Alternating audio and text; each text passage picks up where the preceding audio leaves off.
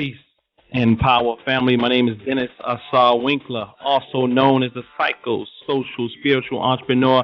And we want to thank you for rocking with the Conscious Black Business Network, where consciousness meets commerce. So, this platform was created to help and assist to inspire entrepreneurs, business owners, and aspirants. And it's all about black business.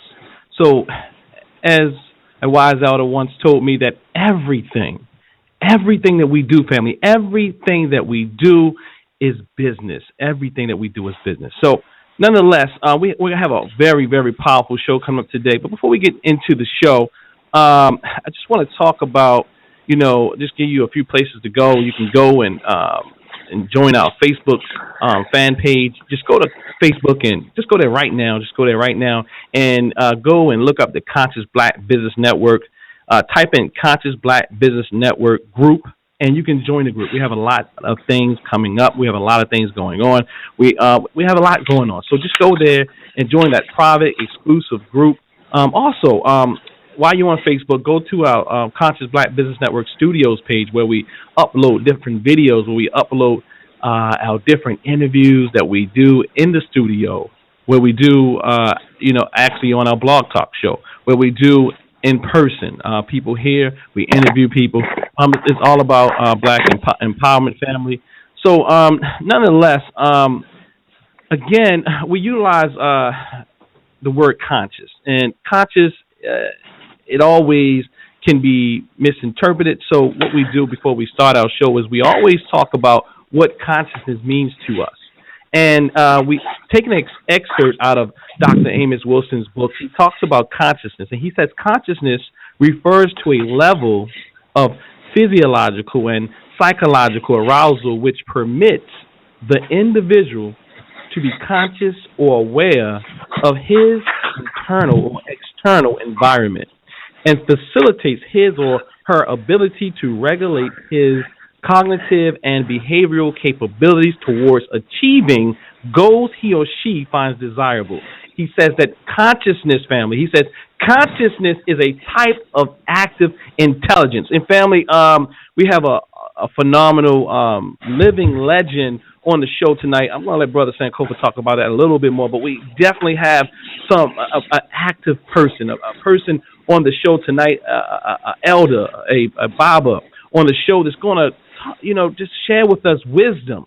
And, when Dr. Amos Wilson speaks here is active. Consciousness is not just enough to know. We must put into action that which we know. So it's more than information. In fact, so what I want to do, let's say, Brother Sankofa, how's everything going, brother? I hear you over there. You're doing your normal deep breathing exercises and all that type of thing. I can hear all the background noise. But nonetheless, you're there. I know you're alive. What's going on, brother? Peace, my brother. Peace, family. All those tuning in, listening, local, near, and far, wherever you may be. Glad to be here on the show yet on another Conscious Black Business Network, a radio show. It's going to be a wonderful show, a marvelous show. Always a pleasure to hear your voice as well, Minister Alsar. So let's go ahead and get into it, man. Let's get it popping. All right, so, bro, what you want to talk? What you want to tell the people? We got anything's coming up? Anything's coming up in the near future? What we want to talk about? What's going on out there? Oh man, there's a lot of things that are going on. A lot of things coming up. So let's go ahead and get right into it. So for those who are tuning in who don't already know, and for those who do know, this is just a reminder. Okay, coming up this upcoming Saturday, December 19th, global terror, state of the world in the midst of war, and we are definitely going to be honored. And we're going to have the pleasure to hear from our beloved elder, an author, activist, a comedian, a social critic, a father, a husband, an iconic legend, an entrepreneur himself, Baba Dick Gregory. Dick Gregory, who is definitely a Baba, a father in the community, and that's going to be taking place at the Real News Network, located at 231 Holiday Street, Baltimore, Maryland, 21202. You can get your tickets at Everyone's Place, which is located at 1356 West North Avenue, or you can also go to Conscious Heads Barbershop located at 219 East 25th Street. So definitely make sure you come out.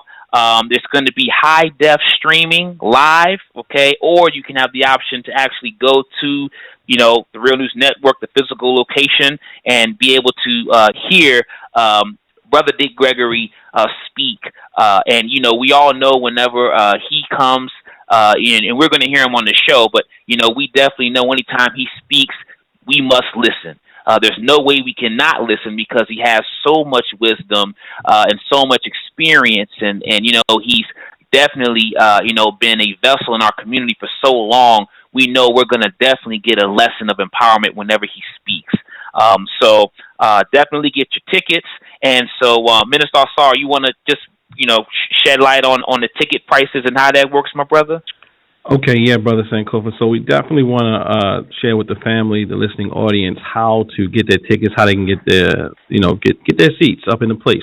So, family, what you want to do, first of all, I have an easy solution to it. We have about 50 places you can go, but I want to make it simple for you. Just go to consciousblackbusiness.com. Go to consciousblackbusiness.com, and you can either register for the live stream event. It's going to be, it doesn't matter where you are. You can be all around the world. You can join us with, Baba Dick Gregory this weekend. You can join us live in HD, clear, crystal clear HD. We're not talking about any no shabby stuff. We're talking about some real crystal clear, high definition. It's going to be like being there, as Brother Jabari Netur stated, a powerful brother in the community who's been bringing Baba Dick Gregory here for some time, for a long time, for quite a few years, so that he can disseminate the information. So we want to give a shout out to Brother Jabari Netur, also known as That's Daddy right. Wat Toto, the brother and his family, his crew, the Conscious Head Barbershop.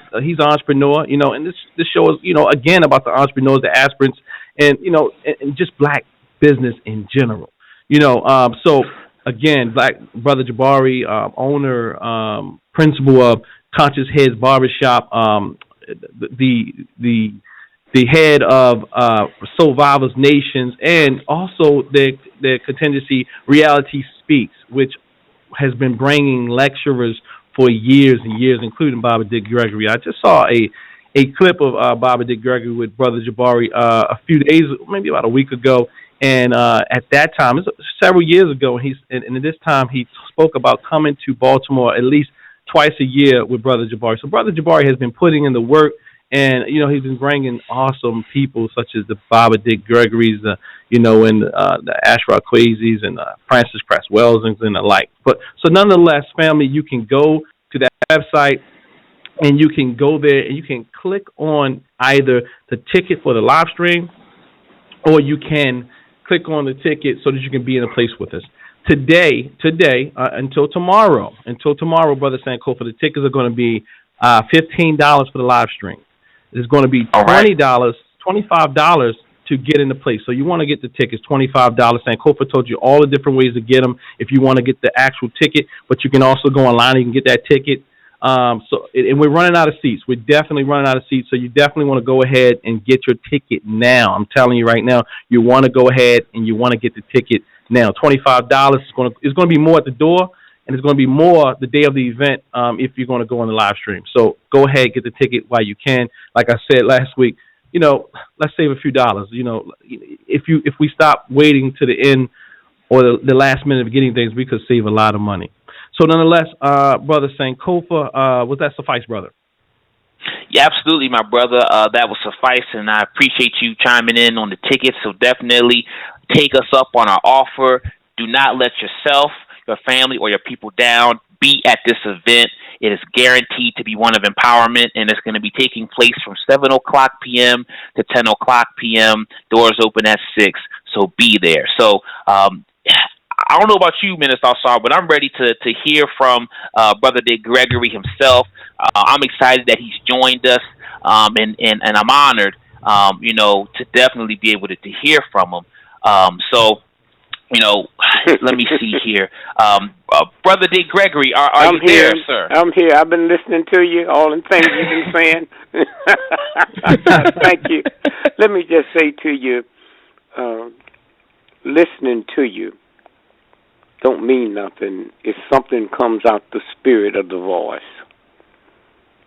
that quiets things, and then people hear things. And then there's a lot of universal order that goes with it. And one of those is once you're privileged to put on the magic glasses, you can never take them off. And once you put them on, you don't see things as they supposed to be. You see things as they is. And when you where you are now, you know, I think about all the grandmothers and grandfathers that was listening to you when they didn't have a number they can call. They don't know the computers, huh? They don't know how to do that. They know how to use the telephone and call in, and they're not about to get into the computers now. And so that the reason Donald Trump is so big and strong, and Rush Limbaugh is because before that, ignorant, dumb, thug white folks didn't have no way to interpret what happened today.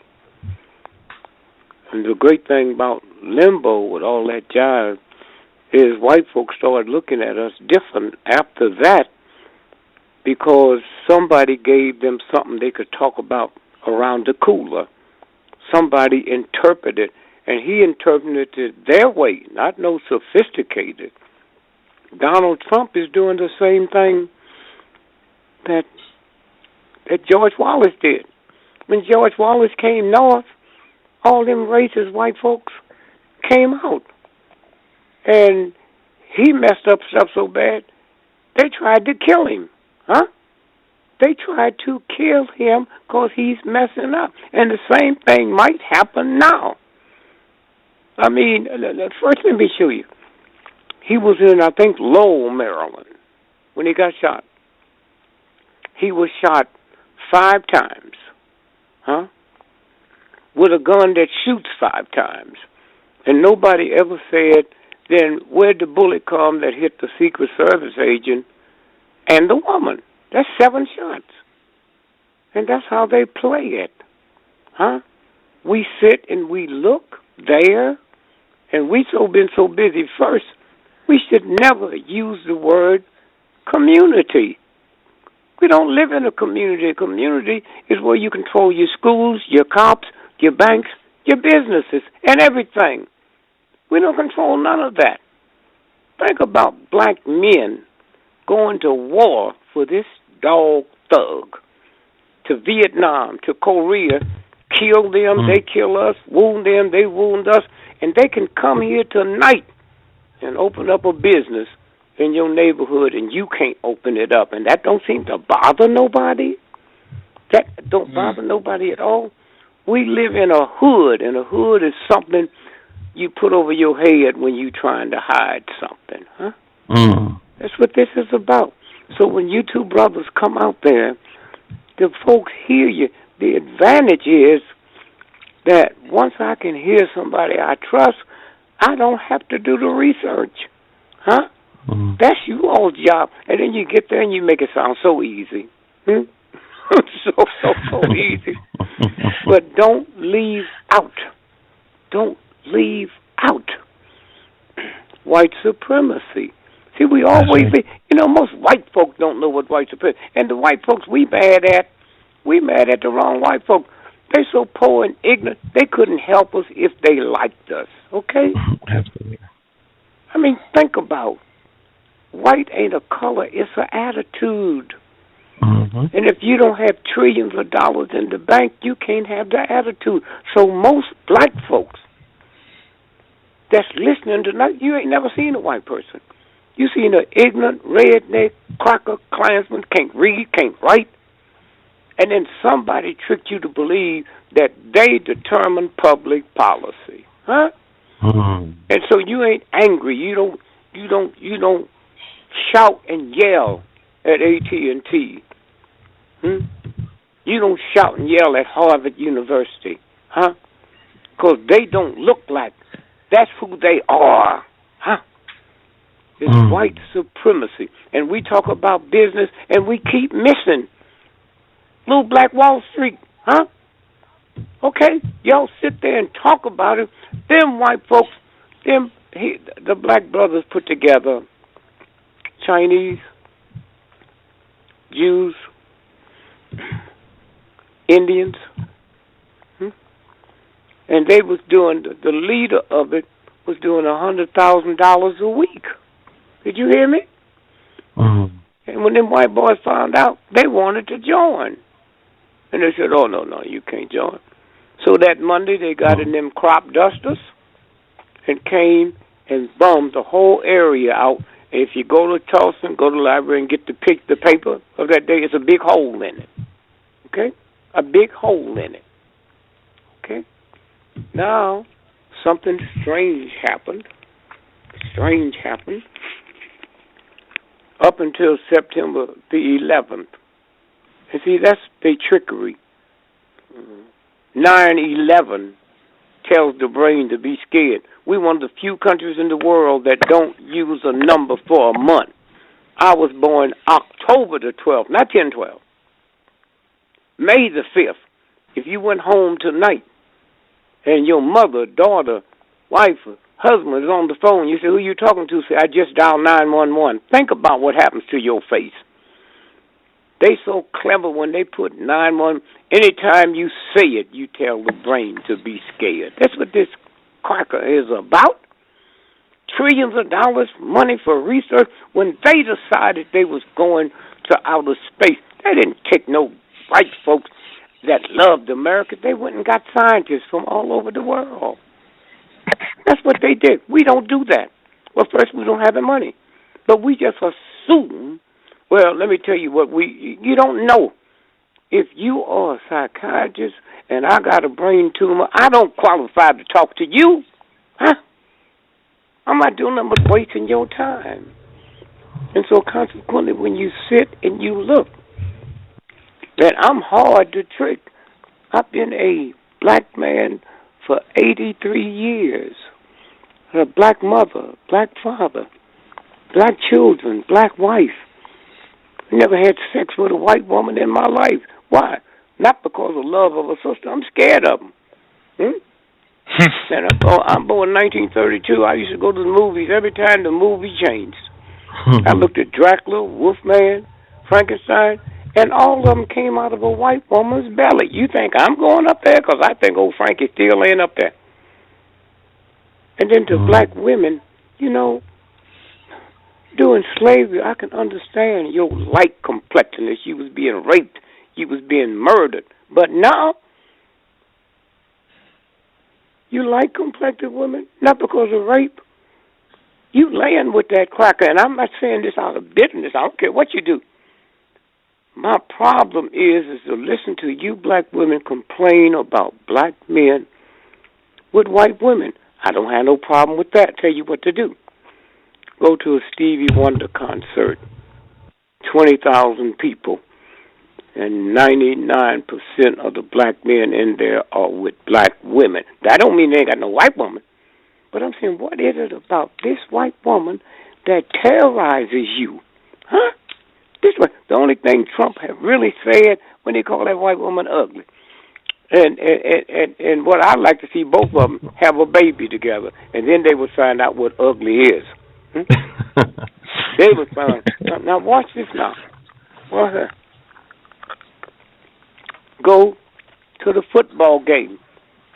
100,000 people. 99% of the black men sitting there are with black women. So what is it about a woman, white, that terrorizes you? Have you ever looked in the mirror at yourself and then look at her? Now, let me just say this here. Black men, I've been a black man, and you black men hear me. You hear very few black men talking about a sister with a white man. Huh? So I'm wondering, what is this fear? Huh?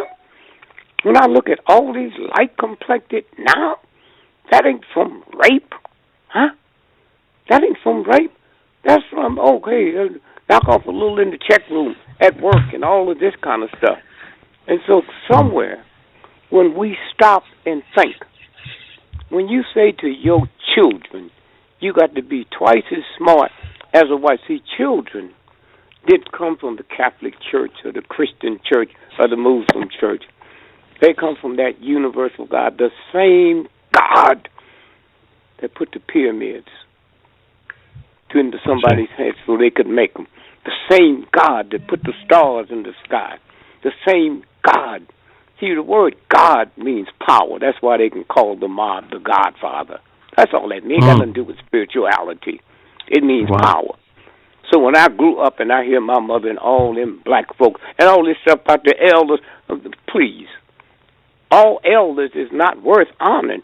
If you was Hitler's son, would you honor him? I know my mama said some pull on my ears because she found out I wasn't saying the blessing. I was 9 years old. And I looked around and called her the B word. My mother went crazy. Said, what'd you call me? I called you. You heard me. Where you hear that? I hear Daddy call you that all the time. You ain't never pulled his ears. I wish you would pull my ears. I wish you would pull my ears. And so consequently, and she goes into that, you know, the Bible says, honor your mother and father. So you better look at that old raggedy Bible y'all gave me. I got in my room. Go look at it. I scratched that out and said, if you honorable. If you honorable. I watch my mama, and I can understand these white racist police from my mother. My mother worked for some of the richest white folk. Some of the richest white folk, man. They didn't care nothing about her. They would leave in the summertime and take their children around the world and didn't leave a stipend for my mother. So she and them black women had to take ads out in the white paper. And them old ignorant, white, dirty, ungodly, spiritual white men would run ads in the St. Louis paper with a house that nobody lived in and trick them there and rape them. That's who my mama worked for. Powerful rich people. And so I'm sitting there, and I would see her take food. I asked my mama, I said, Mom, why you get up so early in the bad wintertime and go out there? If I didn't go out there, you wouldn't eat. I said, what you mean? She said, if them white folks ever found out it didn't take them $100 a day to eat. When I go shop, I shop for the house, for the neighbors. Okay. Okay, Mama. But let me tell you something. I watch you come home and pray over that stolen stuff. My mama.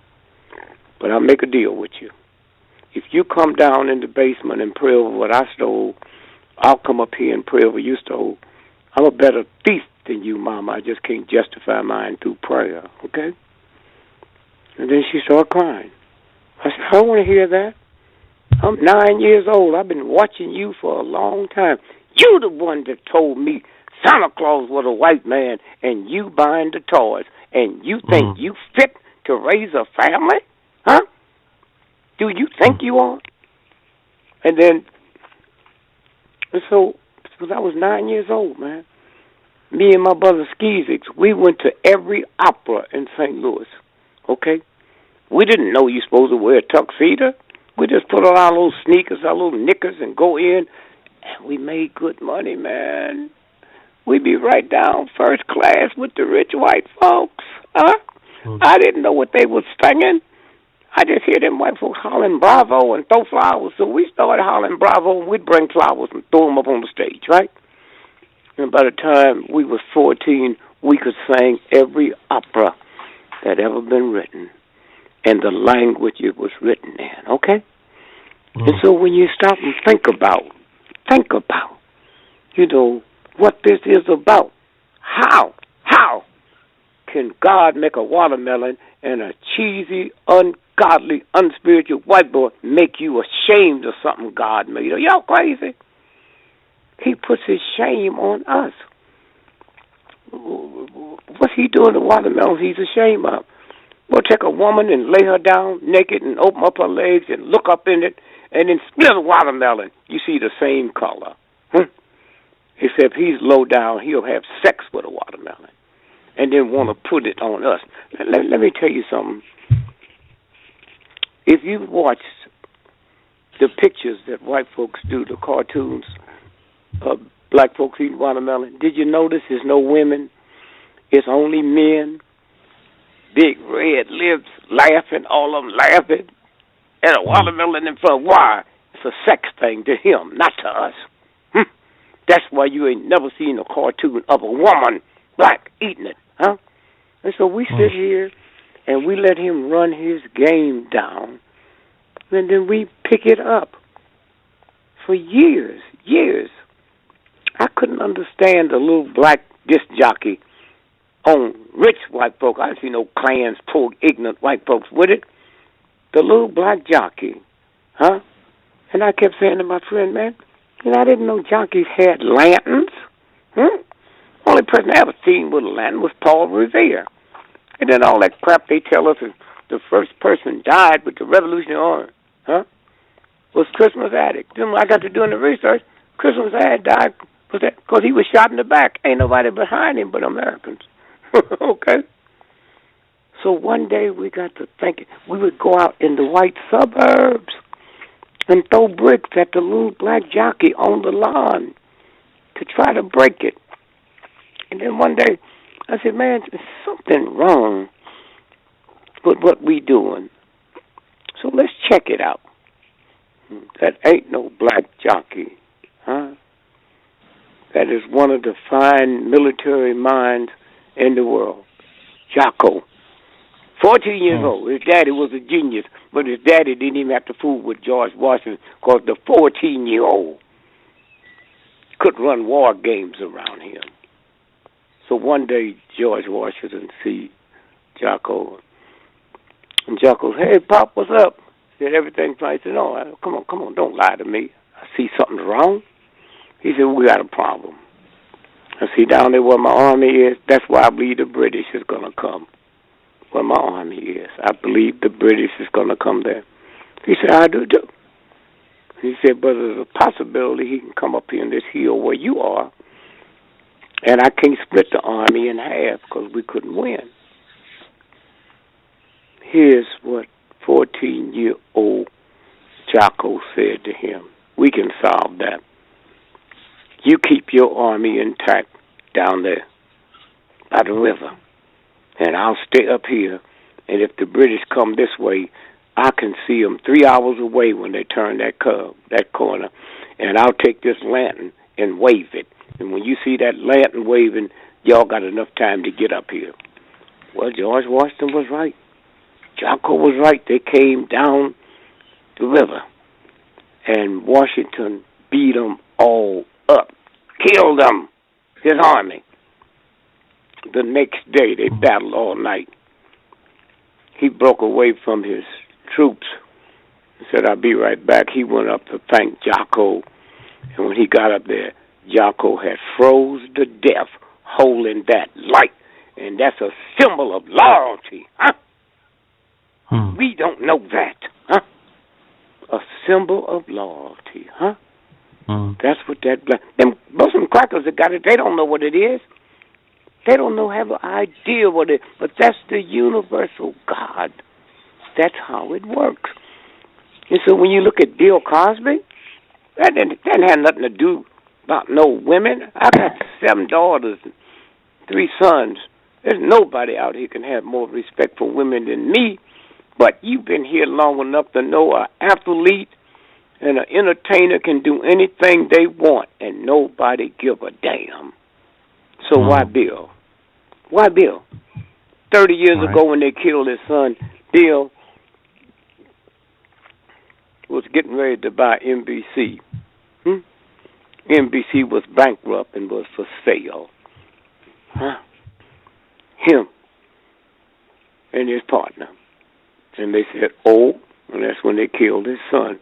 Now, how stupid can you be when they say he's on the highway?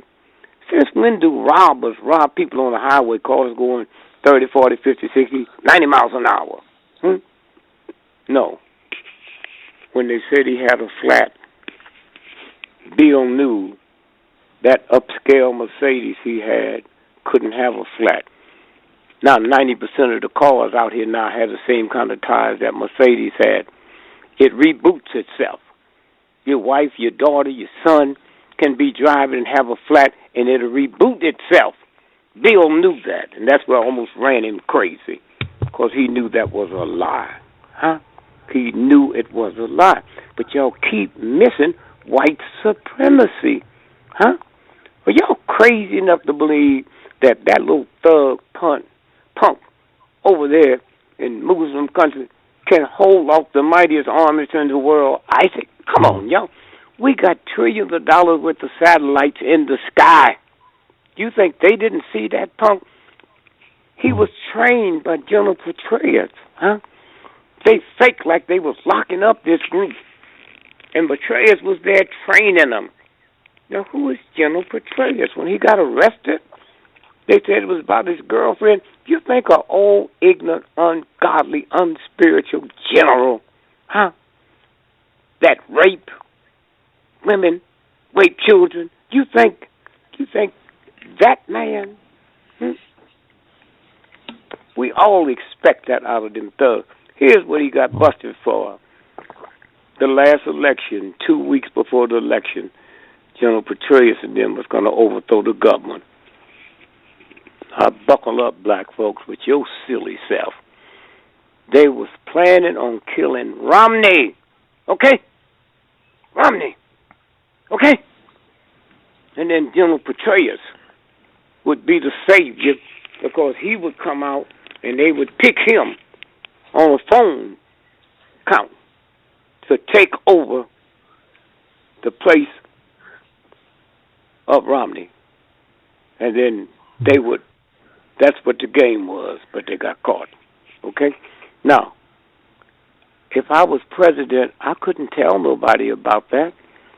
The trillions of dollars of foreign money we have in this country, it would leave. There's certain things that happen you can't tell nobody. Huh?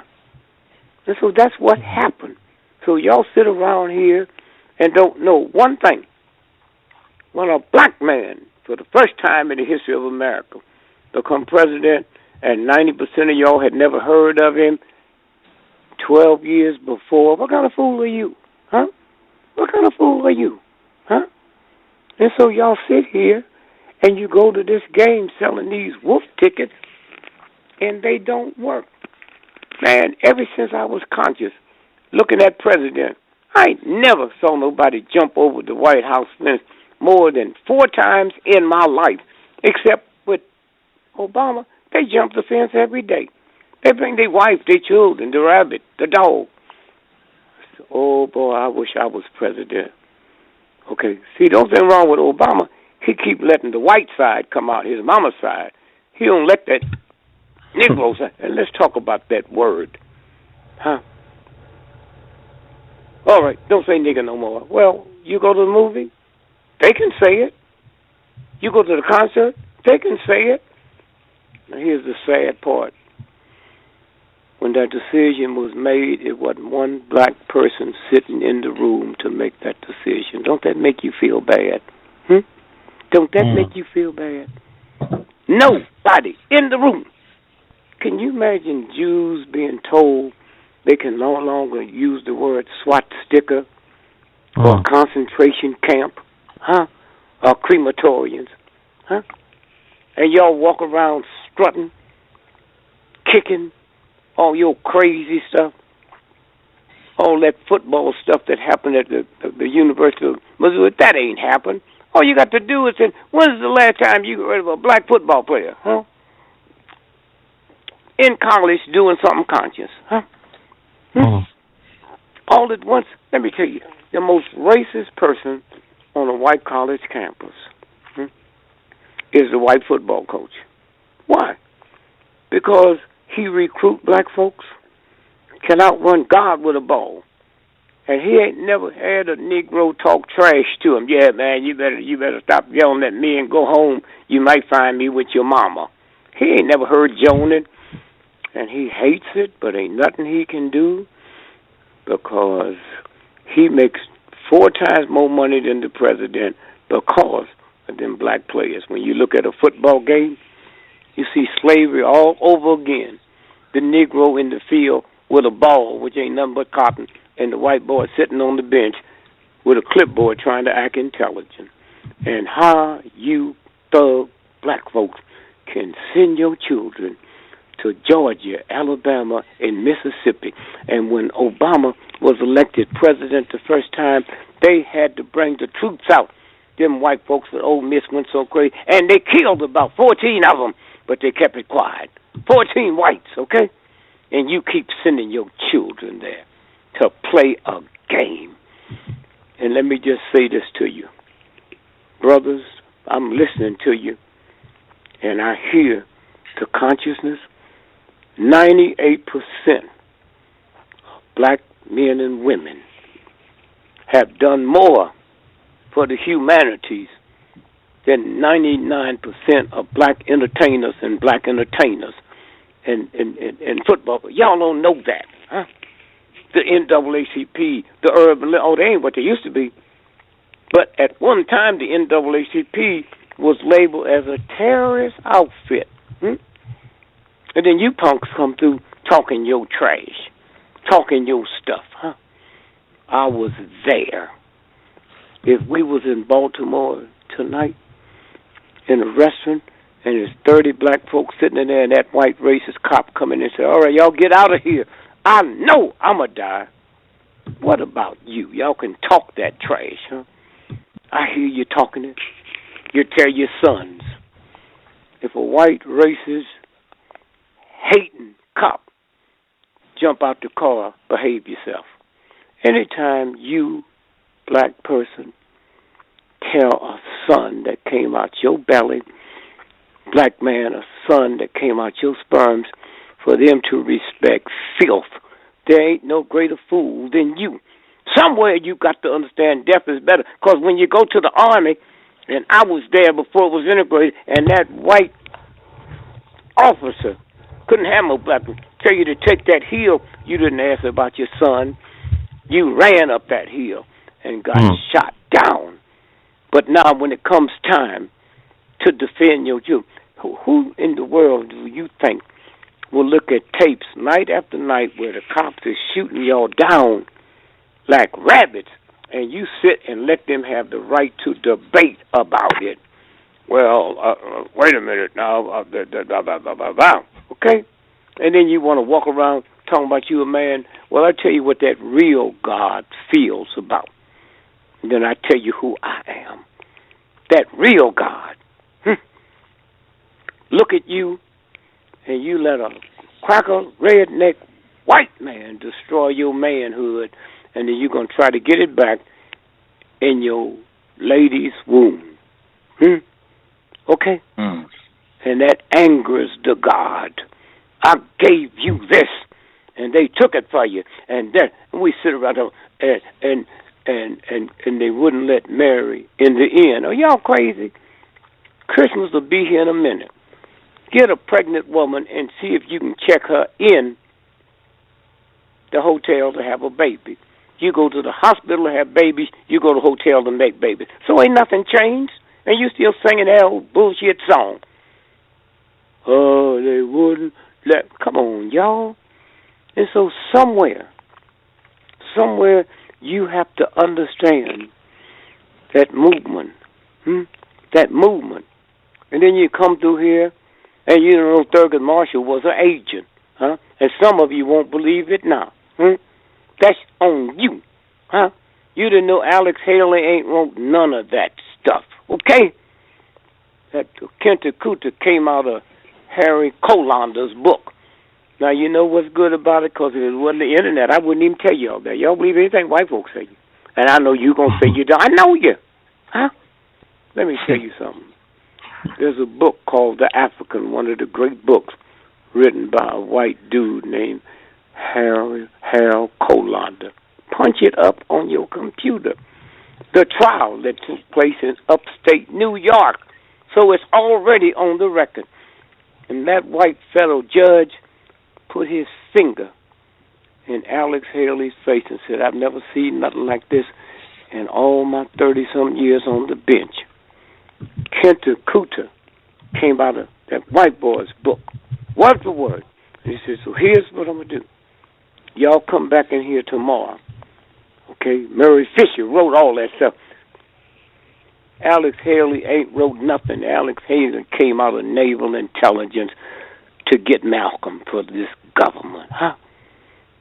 So he said, tomorrow, bring a check in here of $650,000, and you stand in front of my court and admit that you stole this, or you going to jail. It's already there. All you got to do is punch it up. And those of you that got good memories, when Alex Haley died, when they killed him, thing he had put out there that he got credit for would have brought in billions of dollars worth of royalties. Do you remember? If not, Google it. They had to sell off his farm to pay his bills. Does that sound like somebody that was making billions of dollars, huh? Thurgood Marshall, let me ask you, how many black folks you think was lynched in the state of Kansas? How many you remember hearing about it, huh? So why did one of the most important cases in the history of America was Brown versus Topeka, Kansas? And I'll never forget that day, May the 17th,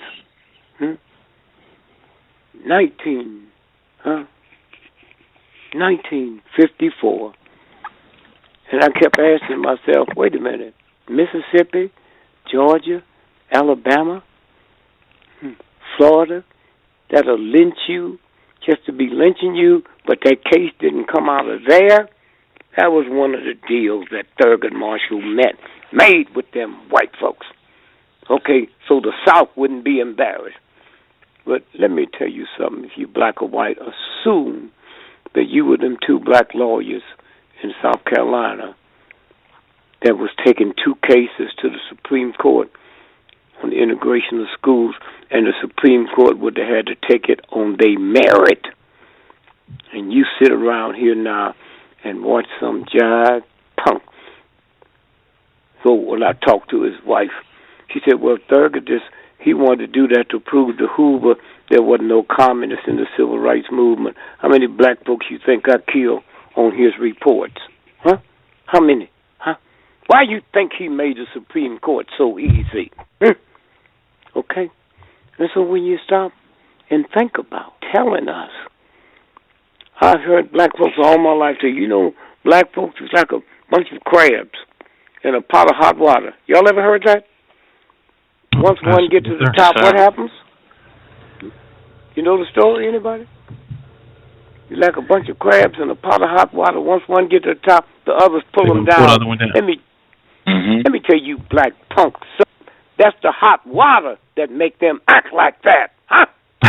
Not they crabism. Okay? Did you hear me?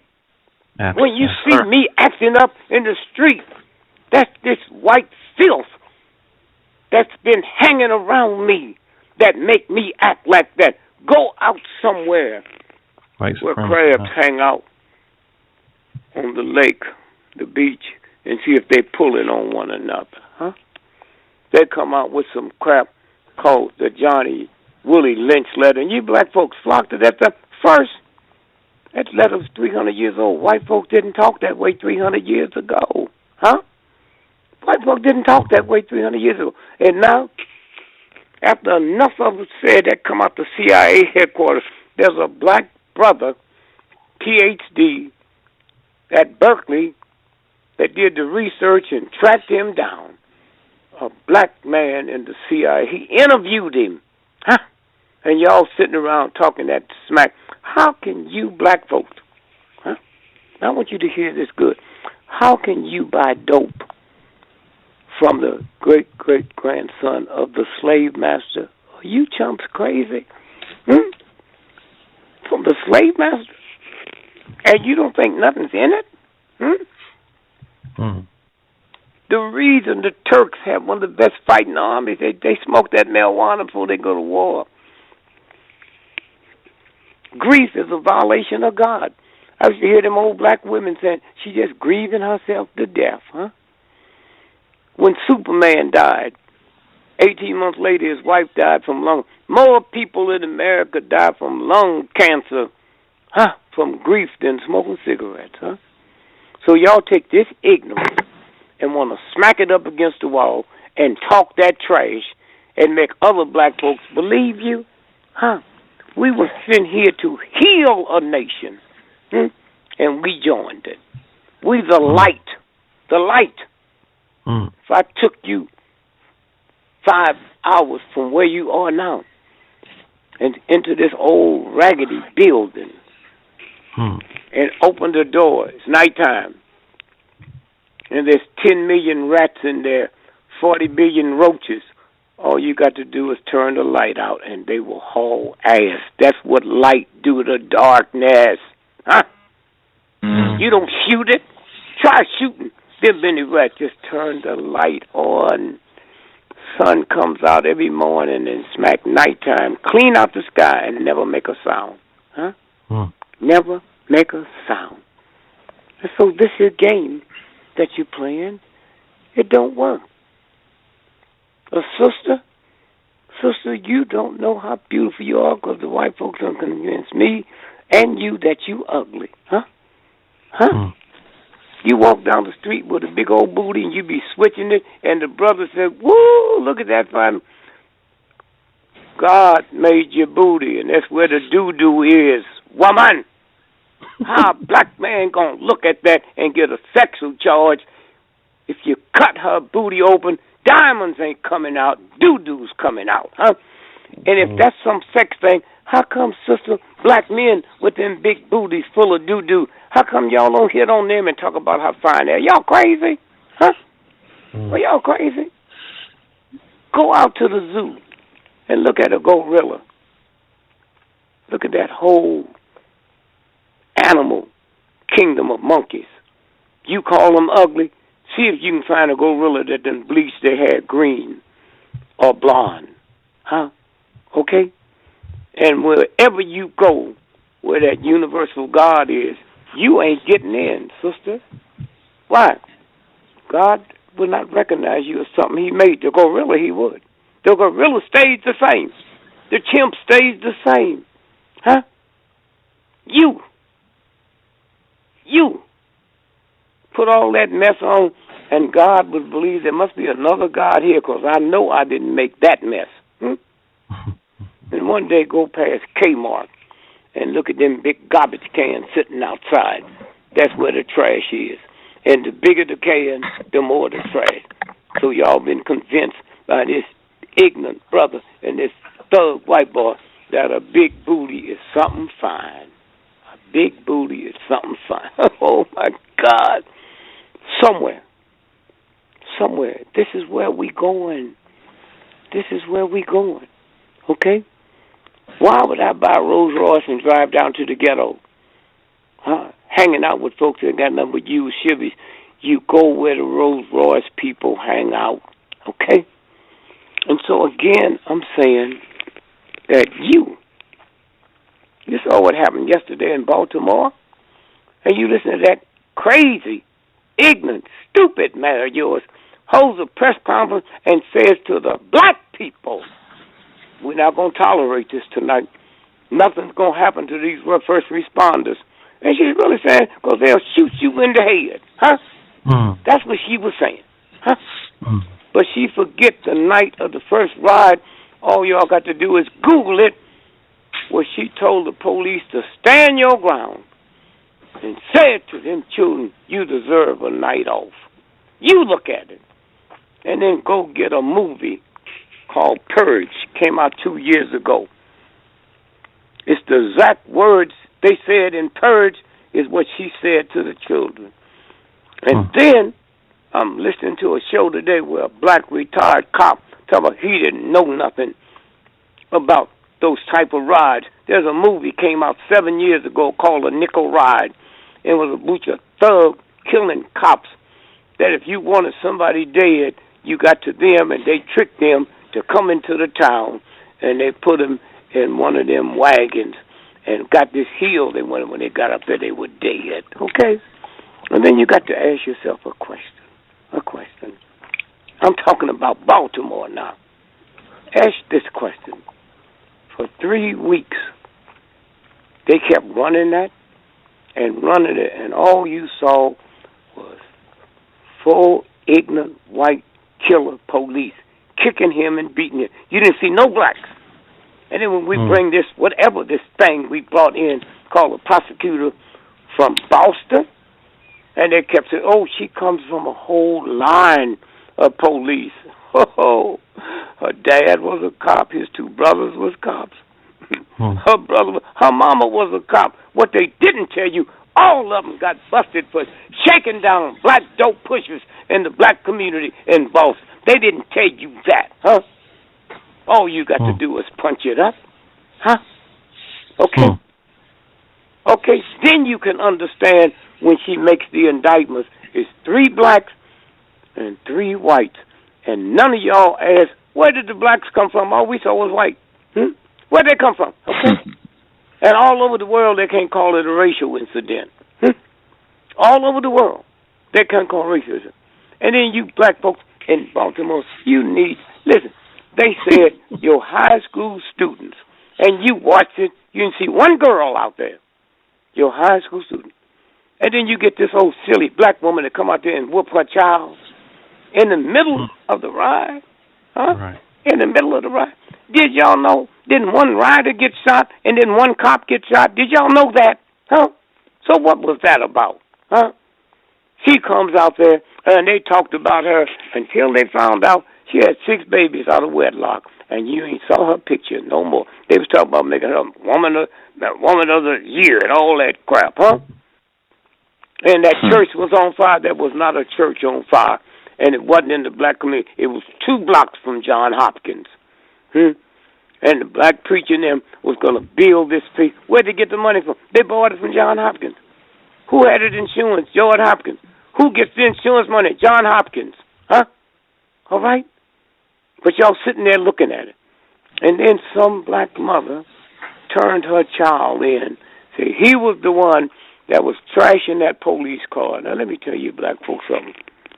Ain't nothing going to make you sad because you beyond that. The mother brought him in, and they put $100,000 bond on him.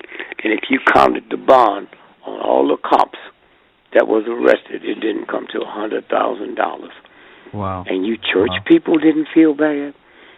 You know, you church people, you got a church, it ain't going to cost you nothing, huh? Okay? 10%, but you're a pillar of society. You don't have to pay nothing. And you thugs sit there and try that. Let me tell you something else.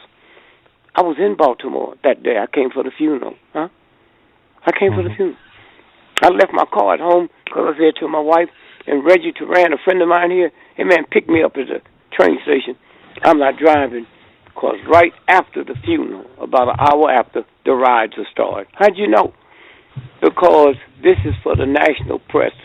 The worldwide press is here covering the funeral. They're going to leave and have lunch, and I'll be damned. A call comes into City Hall, huh?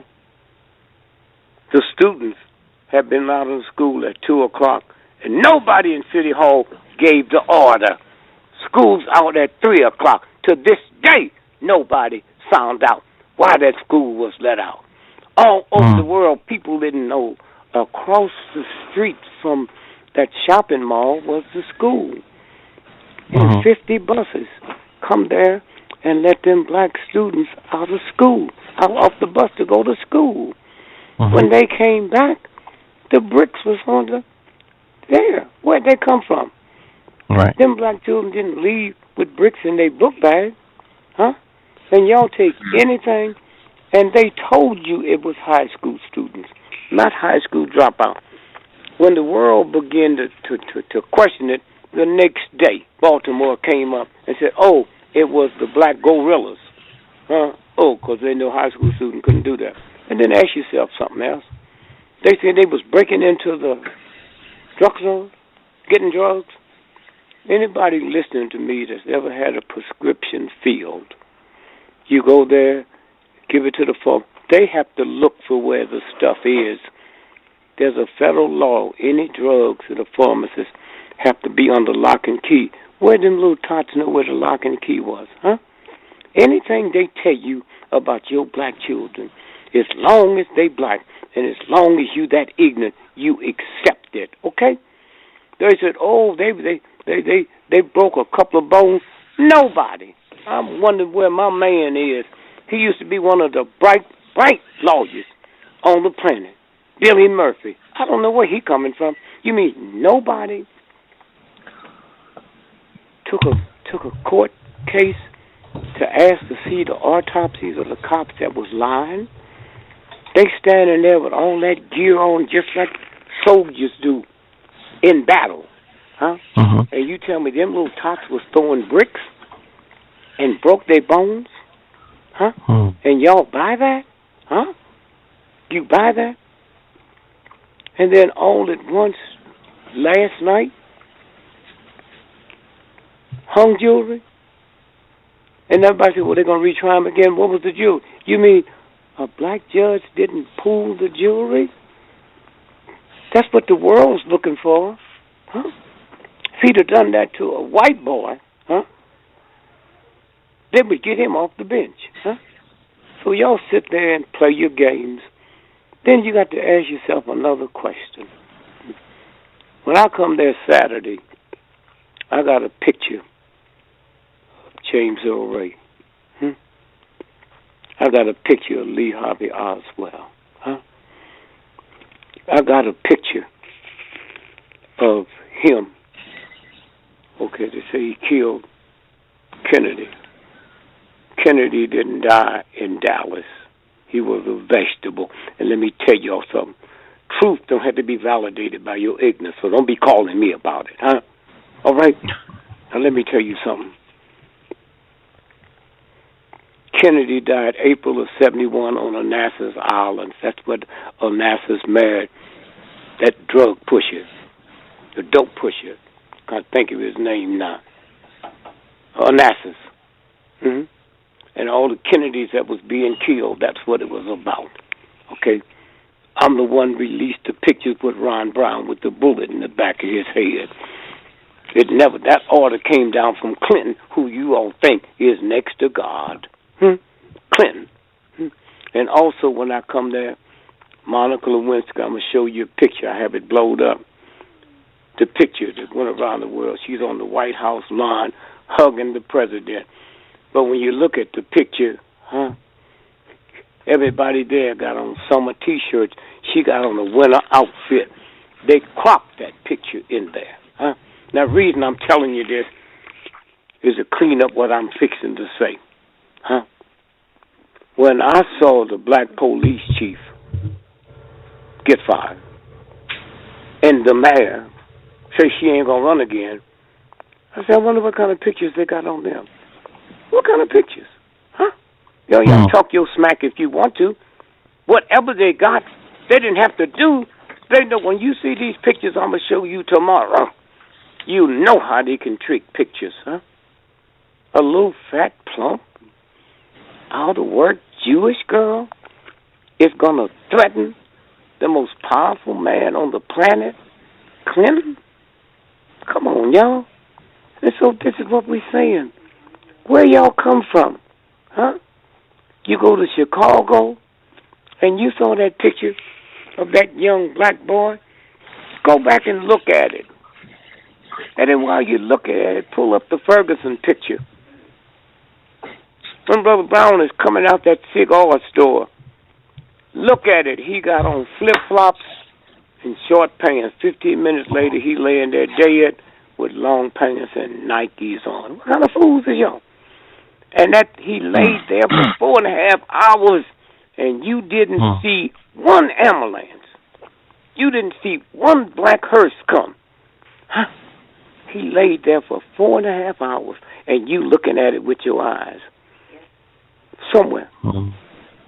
So somewhere you have to start looking and seeing things, not just what this white boy send you, Cracker.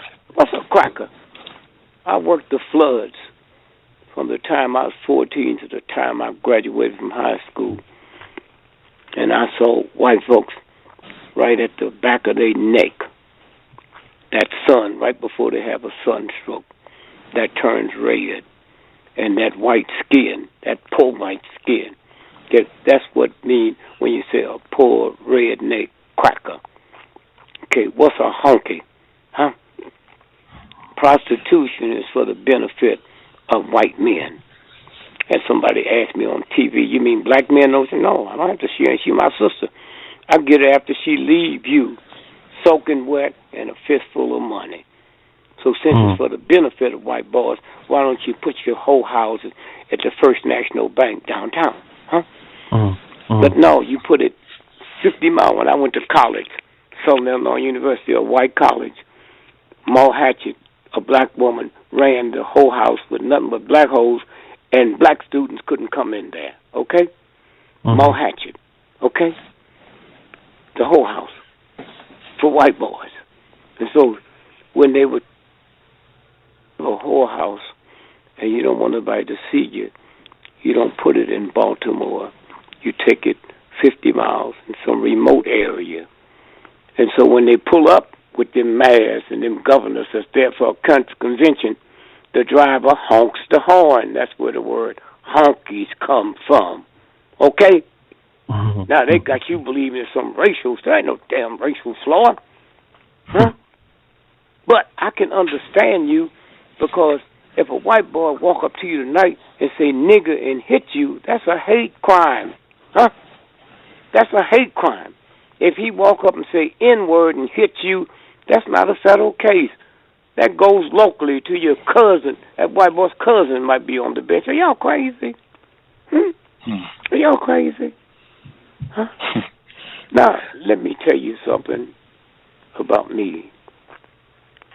Black folks made me. Hefner, the first black comic in the history of America that was permitted to work a white nightclub, was me. Okay? Me. And my loyalty is, when I was making $5 a night in the black club when I wasn't funny, it was black folks that came to see me, listened to me till I got so funny they pushed me all the way downtown. I wasn't making $10 a night. I was making $250 a week, 7 days a week. And when I went into the Jack Paul show, and thank God, Billy Eckstein told me, Jack Paul, I didn't know I was going to Jack Paul show. He didn't know I was going. He just told me why he never worked it, because Jack Paul would never let a Negro sit down on the couch. And I started crying, and I left. And I walked 92 miles to get home, 92 yards in the wintertime, crying. For what? I've been marching Paul for 5 years. I work Friday, Saturday, and Sunday. Paul's on Monday, Tuesday, Wednesday, Thursday, Friday, but on Friday they run reruns. And the whole time I'm looking at it, I never noticed that. Huh? And so, all at once, Time magazine ran a front page story. New York, it comes out on Sunday. Huh? On Sunday in New York. Paul called my house. My wife answered the phone. I was so embarrassed I never even told her. Huh? She was happy. Said, Greg, that's Paul's office. I get on the phone. Dear Gregory, yeah, this is Mr. So-and-so. I'm Jack Paul's manager. I'm Mr. Paul's manager. He said the article in Time magazine, he's never seen anything like it. He want to know if he can bring you in for the show tonight. I said, nope. And I hung up. And as I'm crying and I'm saying to my wife, because she didn't know, the phone rang again. And now it's Jack Paul. He said, Dick, this is Jack Paul. How come you don't want to work my show? I said, because the Negroes never sit on the couch. He said, that's not true. I said, Mr. Paul, the Negroes never sit on the couch. He said, well, come on in. I'll let you sit on the couch. And I went in and sit on the couch, and I was doing a routine on the couch about my children so many people called in that night in New York City. NBC circuits blew out. I was getting thousands of letters saying I didn't know black children and white children was the same until I listened to you. Okay? So my loyalty is to them black folks that made me.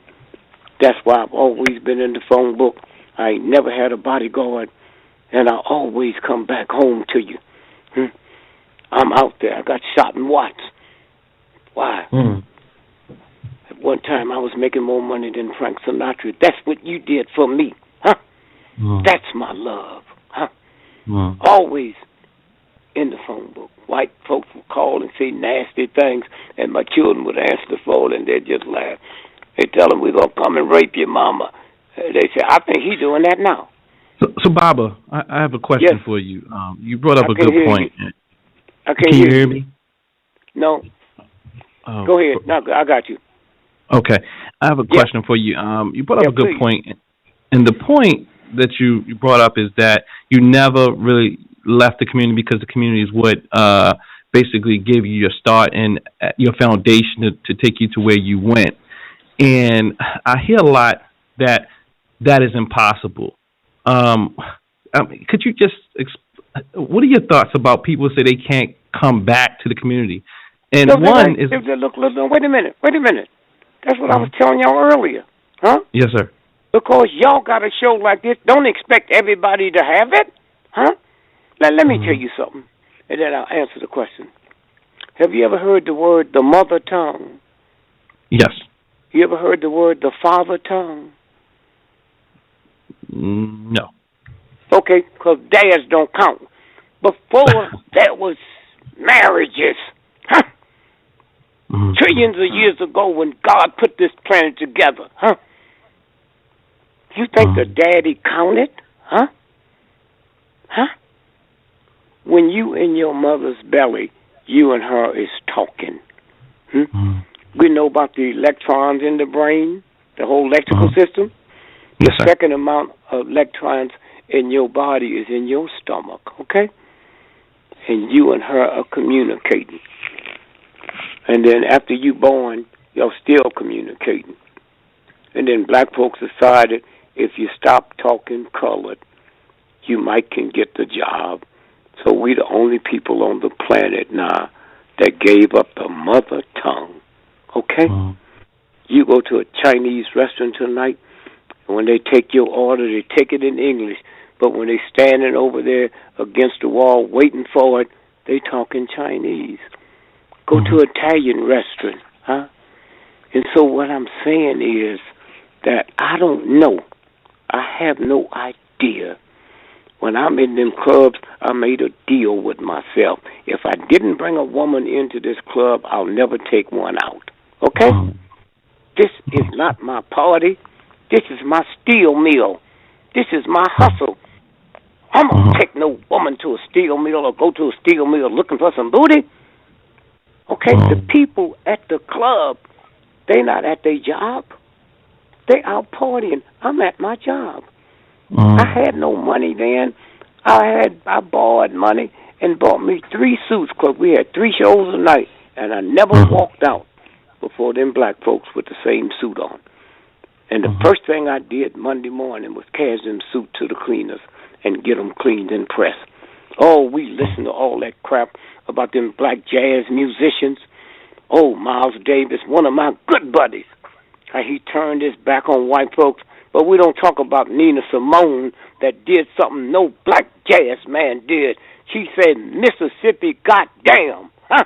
A black woman. And y'all talk all that trash about what them men was doing. Who cares about? She said, Mississippi, goddamn. And not one of them punk jazz musicians ever cussed Mississippi, okay?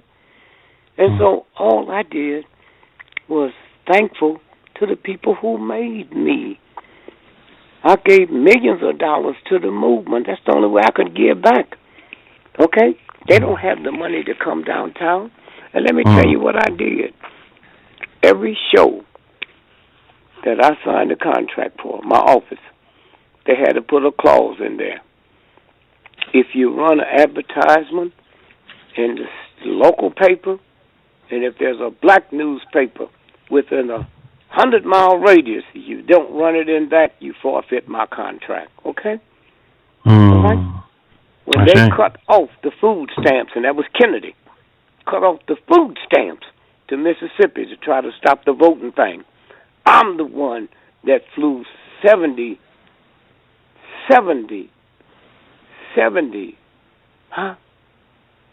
food plane, loaded up the plane, 70 tons of food every 2 weeks. And then I found out, looking at Kathy Hughes' show, that they got the tapes where the president said, because he's so rich and famous, he's hurting us internationally, so bring the food stamps back, okay? All right? People ask me to say, Mr. Gregory, when you go down south, do you go to tell your jokes? No. When I go down south, I go to die. When I walk up on the stage, I go to tell jokes. When I'm on that stage, I don't expect to be killed. When I'm down there, I do. And I would never stoop to the level when America want to get rights for them foreign countries. They don't take comedians, huh? They take the mightiest military in the world. So why would I do less? And so to answer your question, that's all I ever knew. That's all I ever knew was that, huh? Everybody out there, you know, people in the NAACP might not be willing to die. I was the night that I knew they was going to kill me and Medgar Evers. That's the night my oldest son died. He was like 2 weeks old. And you couldn't stay in hotels. So I was going to stay in Medgar's home that night like I always did. And just thank God the plane came in late, so I didn't get to go by his house. So we went right to the rally. And I said to Medgar, something don't feel right. Can you feel it? I said, look at that black man there. Something ain't right. And he said, I'll tell you later. And I said, well, I think they might throw a bomb in the church. So just keep your eyes open. So that's when he came back and told me to call home. He didn't want to tell me. My wife had told him my son had died. I said, well, I'll call after. And she said, no, it's urgent. No, she wants you to call. I said, I can't. I told you, I think they're going to kill us. And I'm going to be here. And so then he said to me, he said, Greg, I think she said your son died. I can't do nothing about it. Huh? If I was fighting a battle for this sleazy, ungodly, spiritual white boy in the military, and they said my son died, they wouldn't let me go make a phone call. They'd keep me up on that hill shooting. Right. And so after it was over, he carried me to Memphis, and I hugged him, and I said, man, I don't think I'll see you no more. I said, but I was thankful for the right to die with you. And then 2 weeks later, Della Beckman killed him. Now let me tell you something. Let me tell you this. That poor, ignorant white boy didn't have no money for a lawyer. Kennedy, out of all the land on the planet, hear me good now, out of all the land on the planet, Kennedy paid him $50,000 to buy that piece of land to build a post office on. That's how he got the money to get a lawyer. Okay? And y'all think Kennedy is, come on, y'all. And so this is what it's about. It's about there's a universal God, huh? That just put you together. The same God that made you, made Queen Elizabeth, all the rich people in the world. He didn't give them no special privileges. The Catholic Church do. The Baptist Church do. Huh? If you Dr. So-and-so, you get to park your car. If I had me a church, you know what I would do? Or couldn't y'all come? What about Grandma? Huh? That ain't got no job because they didn't let her go to school. So you got 5 PhDs, nice little bank account. I would make all y'all park 3 blocks down the street, that would be the church land. And that's where you all would talk. And you'd put a robe on like the monks, all of you. I don't want to see your $10,000, $15,000 dresses. I don't want to see your fancy shows. Huh? God don't need to look at them. And I put all y'all on robes. You park your Rolls Royce, your Buicks, your bicycles there. You get on the bus, and we drive you 3 blocks to the church, and everybody sitting there look alike. You got on a robe. We don't see your jewelry. And then when you leave there, you put it back on and get the hell home. Now, my grandmother is not embarrassed. You got black folks embarrassed to come to church on Easter because they don't have the proper clothes, and y'all don't feel that, huh? Y'all walk around talking your talk and going through all your crap stuff. You'll say things to black folks that you wouldn't dare say to a white person, huh? When you go Baba, let me ask you a question. Do you mind taking calls? Because we have some our listening audience. Do you mind taking calls at all? Please do. No, all right, please. family. So if you want to talk to Baba Dick Gregory, living legend, he's talking about a lot of things. He's talking about his history. I'm definitely. It's taking me through emotional. I didn't live through those times, but it's definitely taking me and making it. As real as they can possibly be to me, but it's definitely real. Wait a minute. Let me say something to you before we go another step. Had a black person call me up talking about these young black boys wearing their pants below their butt. And I said, I can't make a comment on that. She said, why? I said, because I used to drink a fifth of scotch every day, okay, for 30 years. You know how many days I drove drunk, which is a felony? Driving, walking with your pants below your butt is not a crime. I was committing a crime, so you have to go find somebody else. But the folks, that was the priest that was ripping off them little boys, they didn't have their pants below their belt. The Ku Klux Klan don't wear their pants below their butt. These killing cops that have gunned black folks down and nothing happened, they don't wear their pants below their butt. Huh? So what's wrong with y'all? They talk about the young black folks on crack. Let me tell you something. More you black folks tomorrow will die, okay, because you hooked to salt and sugar, then will OD on hard drugs in the next year. Did you hear me? All right? And when they go take their little crack and their drugs, they don't have to take 15, 20 different medicines in the morning just so you can eat some bacon. What kind of fool is you? And what you don't know, the number one drugged out state in America as we talk is Vermont. The whole time I've been on this phone, 81% of everybody who's OD'd in America is white folks, but they don't tell you that. Okay, that's why they're talking about letting them out of jail. That's why they're talking about they got to have certain things in the first response wagon, because if they had that, they might not die. And so I'm sorry, but now we go back to your question, the lady or the man on the phone. I'd love to talk to him. Not a problem. So thank you again. So family, if you want to get on the line with Baba Dick Gregory, just push 1. Just go ahead and push 1 if you have any questions that you want to talk about. And we're waiting on that, Baba. I have a question.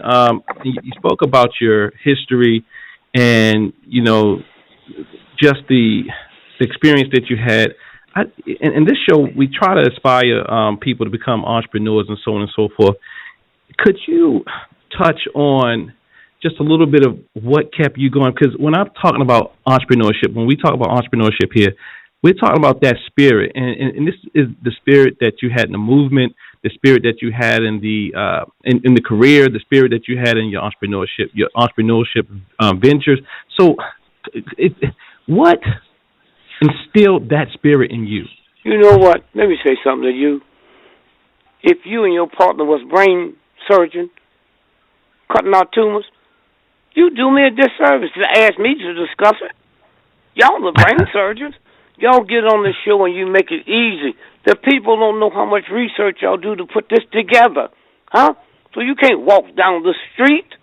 You think Jewish people walk down the street and say, couldn't you do? No. Here's the money. Here you go to school. You do this. You do that. Huh? That's what this is about. Astronauts? You think they were just walking down the street and decide they're going to be an astronaut? Everybody going to pay some dues but us. That's your job. That's your job, entrepreneur, okay?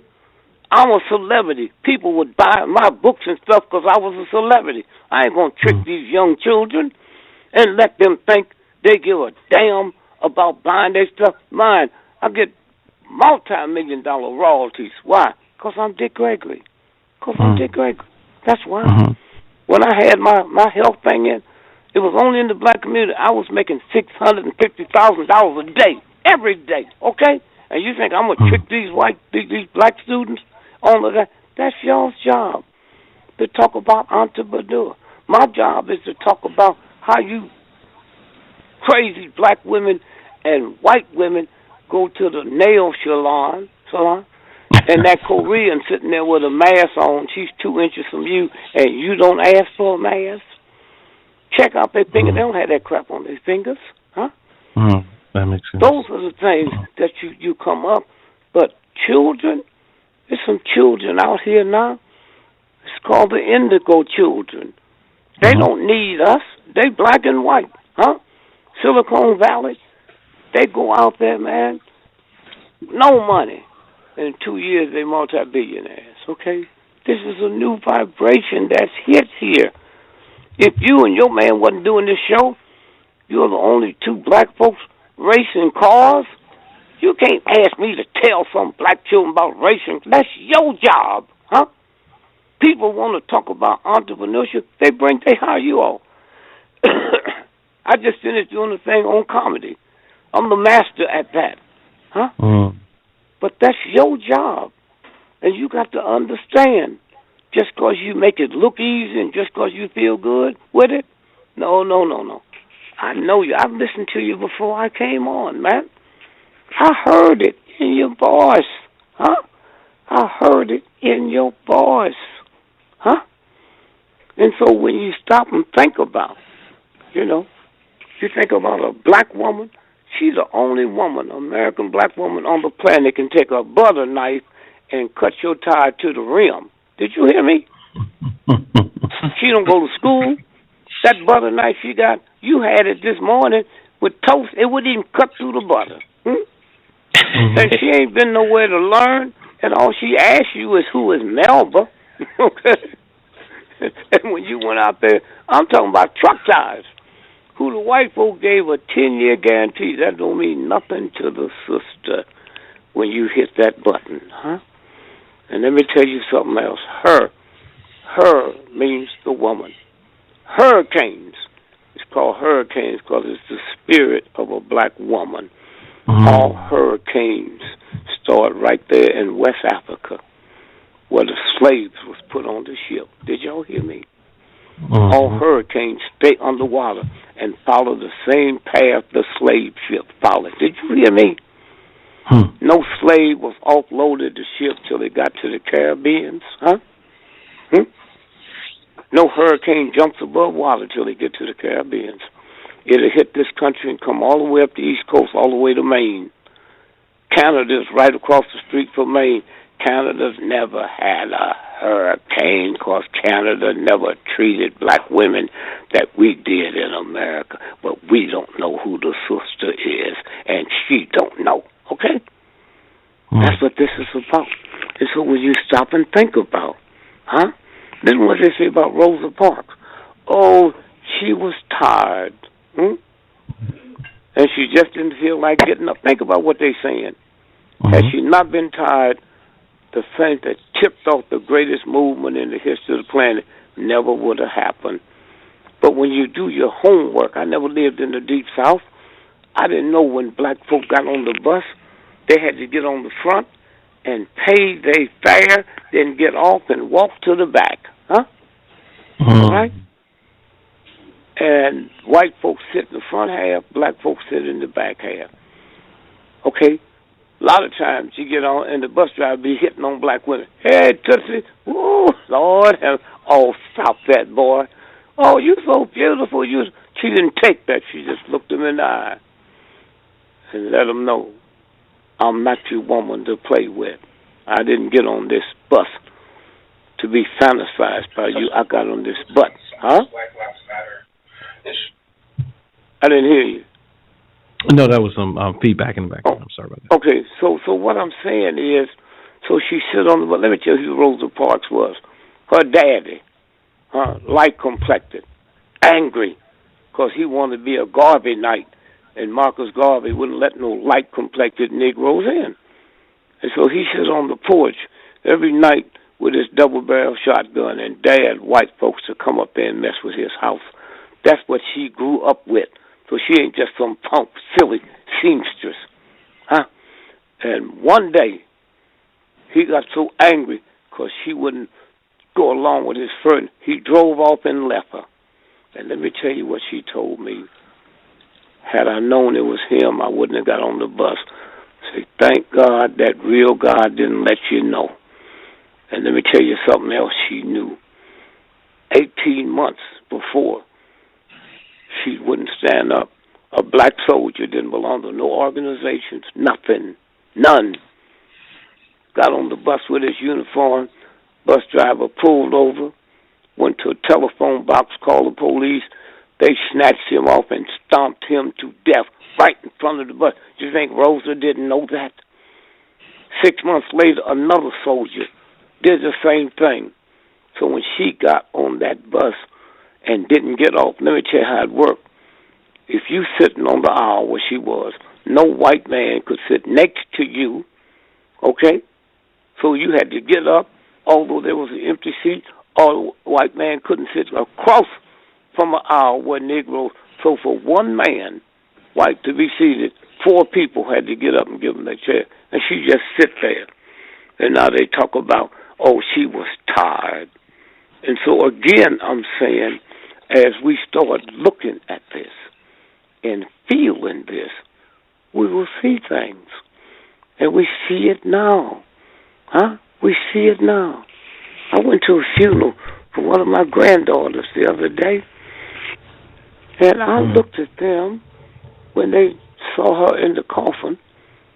One of my children came up there and took all that stuff off her face and repainted it so she looked like herself. The worst thing in the world is because how many black folks can buy a cemetery, got that kind of money. So all your cemeteries is owned by white folks. So when you look at that redneck cracker standing there with them London Avenue shoes with mud on them, throwing dirt in your mother's face. So what did my children do? After we left, they went up and said, we'll take the shovels. And they filled up the grave. Okay, this new group of youngsters that's coming through. Okay? And everything is going to change. Change. And so, again, before I take this, I say thanks to you all, man. Thanks to the people that's doing this. Thanks to Muhammad Ali. Huh? They never told Muhammad Ali they were going to kill him. They said, well, shut your mouth, boy, and didn't they? Huh? And they come through with this old silly movie. Huh? The White Boy. So that's the one movie made more money than all of Ali's fights. Did you hear me? Did you hear me? That's what white supremacy should do. And so again, I just say thank you, and I'm ready to talk to you people on the phone. Well, brother Dick Gregory, you know, there's so many things that you speak of, and I've just been so thrilled to hear you speak. And one of the things is that I remember you stating a little bit earlier on the show was that you always return to our people. You know, you remain loyal and you come back home to our people. You know, so could you speak to that? You know, what is it? Why do you come back to our people? You know, what keeps you grounded? You know, you said before, you know, you've obtained celebrity status, but you still stay rooted and grounded. But that's me. That's me. How are you gonna sit there and some other black should do the type of radio you doing? Huh? They don't have to. Huh? That's like white folks telling them, you need to do this, you need to do that. They doing what they doing and doing what they like. That don't take no conscience to do that. Y'all stupid. You got to be a football player. getting all messed up, brains being damaged, and now you're walking around. Professional athletes' life expectancy is 54 years of age. Check out your perspective and see how long y'all live, huh? You hear me? This is a game they playing, man. And I don't have to be a cop or a firefighter, but I tell you what I did when I was a child. When I was a child, everybody around me that I knew, we wanted our parents to buy us a fire truck. Not a police wagon. That's before the universal God was telling us who they are, huh? A fire truck, man. And so consequently, when I looked at my mother and the way she was when them white folks would make her evil because they didn't pay her work, that's what the cops is doing. The three most important people in the society. One is a firefighter, because if all of them took off, the whole town could burn up. Two is the cops. If all cops took up, everybody ain't going to get robbed. And three is the school teacher, okay? And they don't make nothing. Every cop, firefighter, school teacher, their children should get to go to college for free, to get free medicine. Now you thanking them, they got something to lose, huh? You let a cop hit me upside the head and lose his ability to send his children for free. Do you hate me that much? Do you hate me more than you love your children, huh? That's what this is about. I saw it in my own house. I saw how my mother treated people that treat her below her wealth, huh? Left her abandoned in the summertime. I'm talking about billionaires she worked for. And that's the payback. And so they're not doing that. They're doing it because do you realize anytime you see a white man cop with all the opportunities downtown for a white boy, he got to be some kind of dumb, ignorant white boy. He didn't like me before you gave him a gun. And let me tell you the other thing. When I was growing up, I had cousins and aunts and nieces and uncles that was whiter than white folks. So when I grew up, I saw white folks. That redneck cracker ain't never seen nobody black, and they ain't never said they're going to get a son black. They say a son tan. It's a difference. And so they never saw black folks like we saw white folks. Huh? I'm not talking about Negroes. I'm talking about the color. Okay? And so when you look at TV, you see black folks on TV whiter than white folks. So we're not scared of them. Huh? They didn't see me till they come in my neighborhood. They ain't see no black folks in the white community. And so this is what this is about. And somewhere, they laughed at us. The black folk came out before y'all was born. Had on a red shirt, an orange hat, green shoes, chartreuse coat. Why? White folks laugh at me. I stopped being invisible. You can't laugh at me unless you see me, huh? Ice hockey was invented by runaway slaves that went to Canada, huh? Then a guy named Richard Stanley came to look at it, and after that it's been named the Stanley Cup, huh? Oscar Micheaux, him and his brother in Idaho, invented the motion picture industry. So this year, when you're looking at the Academy Award and billions of people are looking, them two black brothers invented. Why do you think they call that thing the Oscar? And it's brown, okay? All right? That's what this is about. And so we have a caller. I didn't hear you. So we have a caller that wants to ask you a question. Yeah, please. All right, calling from Kentucky, Louisville, Kentucky. Please state your name and your question or comment. Motto Tap, brother. This is Brother Osajipo, JT Peace, Wood. Baba. All right, Brother Gregory. Thank you, my brother. Peace and love to you and the family. Yes, sir. I'm just so glad to hear you tonight teaching our people the way you are.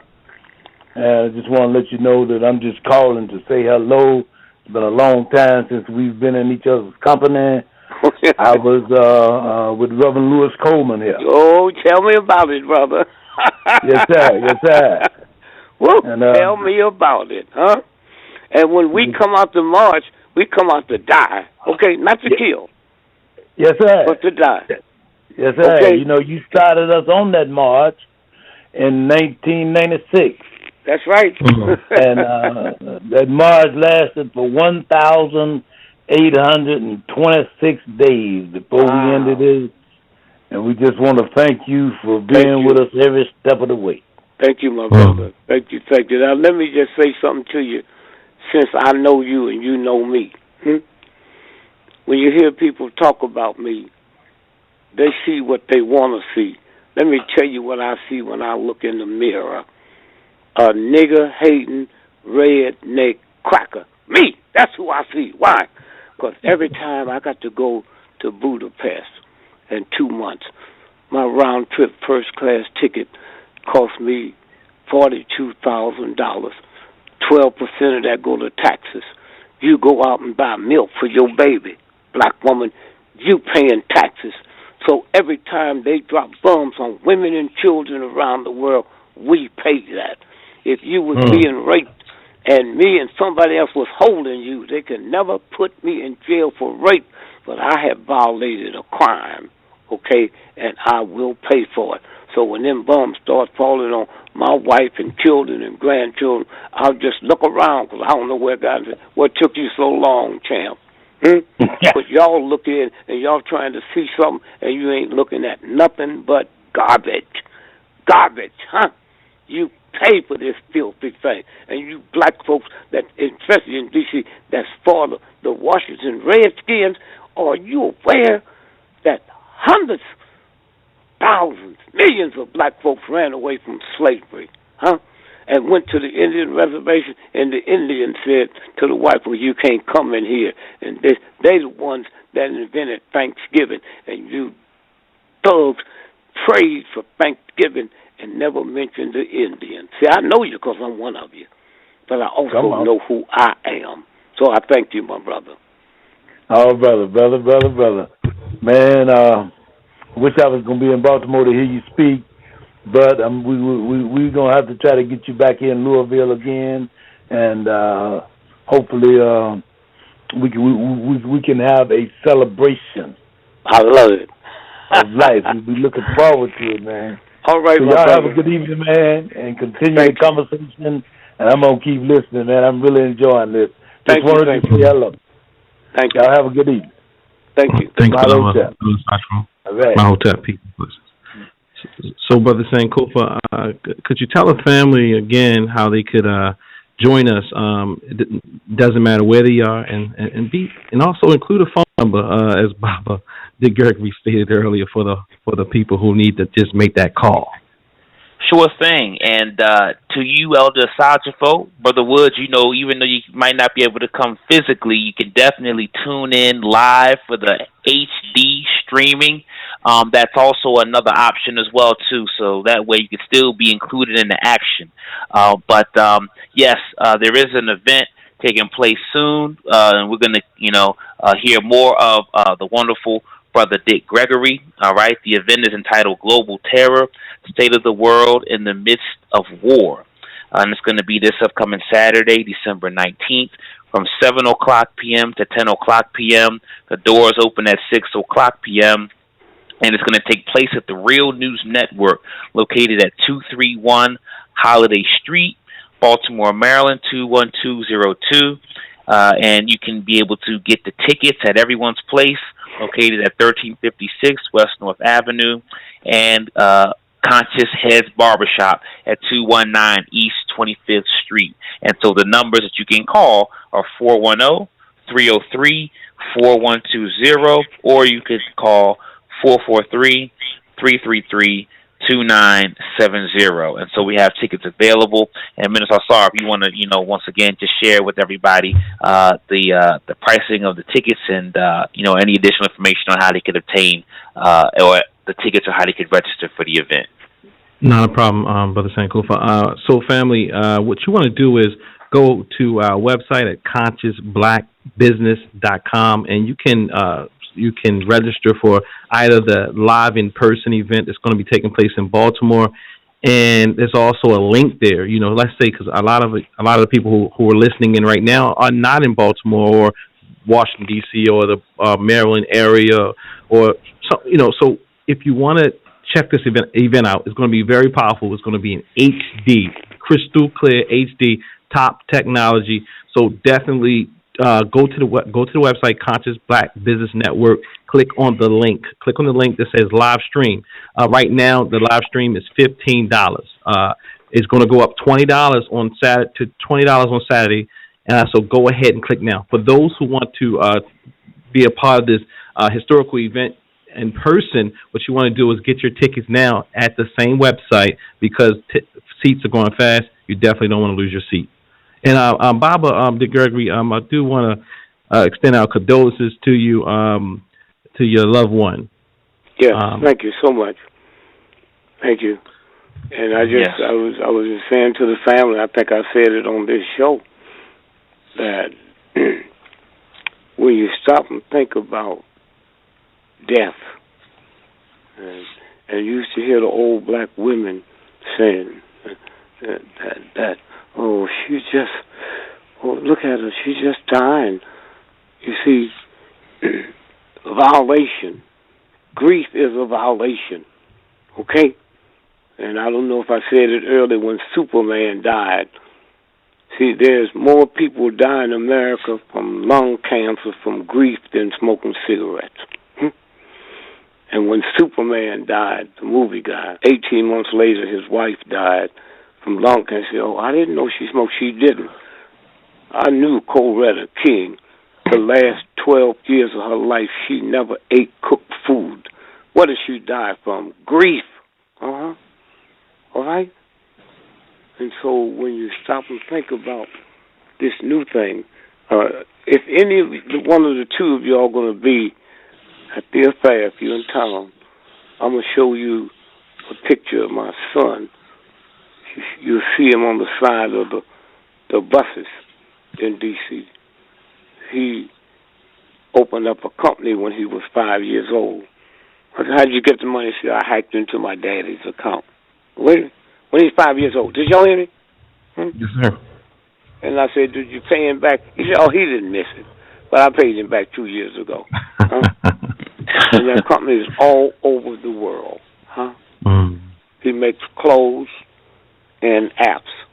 And it's one of the fine things. So if you come there, y'all would enjoy this as a business person.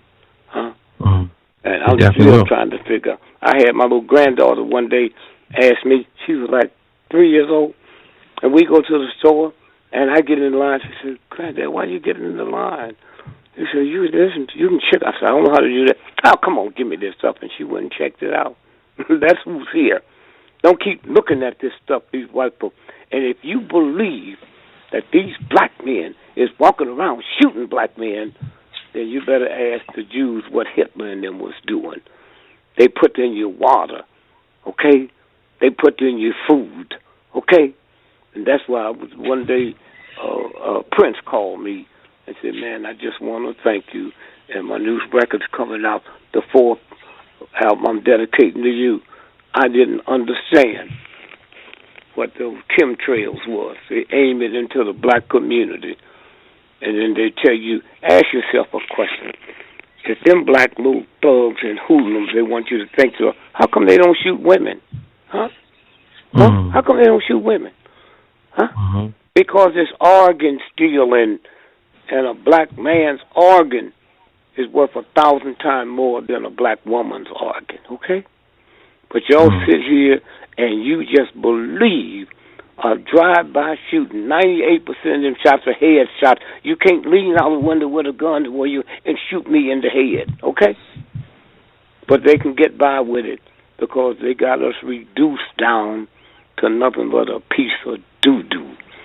And those of you, I didn't know this when I was growing up and I had children, but I take my grandchildren now to a paper mill in Delaware.